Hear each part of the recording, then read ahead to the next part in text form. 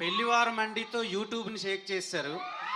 అయ్యా కమిటీ కుర్రాళ్ళతో థియేటర్స్ని షేక్ చేశారు. అయ్యా అండ్ బచ్చల మల్లితో అదే రేంజ్లో యూత్ని అండ్ ఫ్యామిలీ ఆడియన్స్ని ఎంటర్టైన్ చేయబోతున్నారా, లేదంటే ఇందులో ఎలా ఉండబోతుందని? ఫస్ట్ మీరు నన్ను యూత్ అన్నారా, థ్యాంక్స్ అండి దానికి.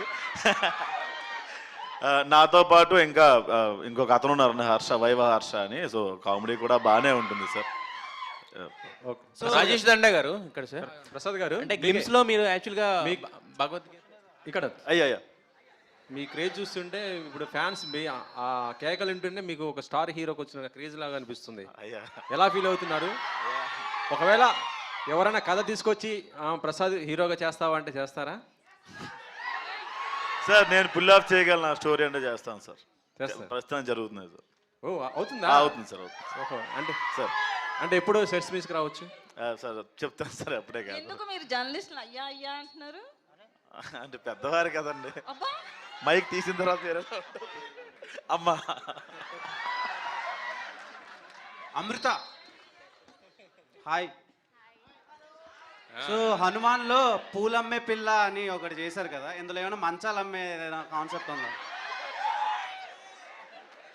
అలా ఏం లేదండి. సో అది బాగా కనెక్ట్ అయింది ఆడియన్స్ కి, ఇప్పటికీ లూప్ మోడ్ లో వింటున్నారు. సో అలాంటి ఏమైనా I think both the songs in this movie చాలా బాగా రెస్పాన్స్ వస్తుంది. సో ఏదైనా ఒక సాంగ్ అలాగే అంత ఫేమస్ అయితే నాకు మా టీంకి మంచిదే.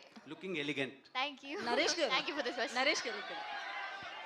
సో అంటే మీరు ఇందాక మాట్లాడుతూ కంటెంట్ ఉన్న మూవీసే సెలెక్ట్ చేసుకుంటాను అంటున్నారు కదా. సో ఒక్కోసారి మనం సెలెక్ట్ చేసుకున్న మూవీస్ ఆడియన్స్కి వెళ్తాయా లేదా అని కూడా మనం చెప్పలేము. అలాగే ఎప్పుడూ కూడా నరేష్ గారు ఆ రగ్గడ్ లుక్లోనే కనిపిస్తుంది. అంటే ఈ మూవీలో చాలా బాగున్నారు, ఆ బచ్చల మల్లికి కూడా కరెక్ట్గా సెట్ అయ్యారు. బట్ ఎప్పుడు ఆ రగ్గడ్ లుక్ లేదా ఆ పాతకాలం సినిమాలు ఆ టైపు కథలను తీసుకున్న అవి పూర్తిగా వెళ్తాయి అని చెప్పలేం కదా. అంటే కంటెంట్ విషయంలో ఎట్లాంటి కేర్ తీసుకుంటారు రాబోయే సినిమాల్లో? కాదండి, మీరే అంటారు కదా కంటెంటే కావాలి కొత్తగా. ఇప్పుడు జనాలు అంటే ఒకటి ఏమైపోయిందంటేనండి, ఇది వరకు సంవత్సరానికి ఒక పెద్ద హీరోలు ఉంటారండి, మనకు 10 మంది ఉంటే వాళ్ళందరూ ఒక్కొక్క సంవత్సరానికి ఒక చెప్పు సినిమా చేసేవారండి.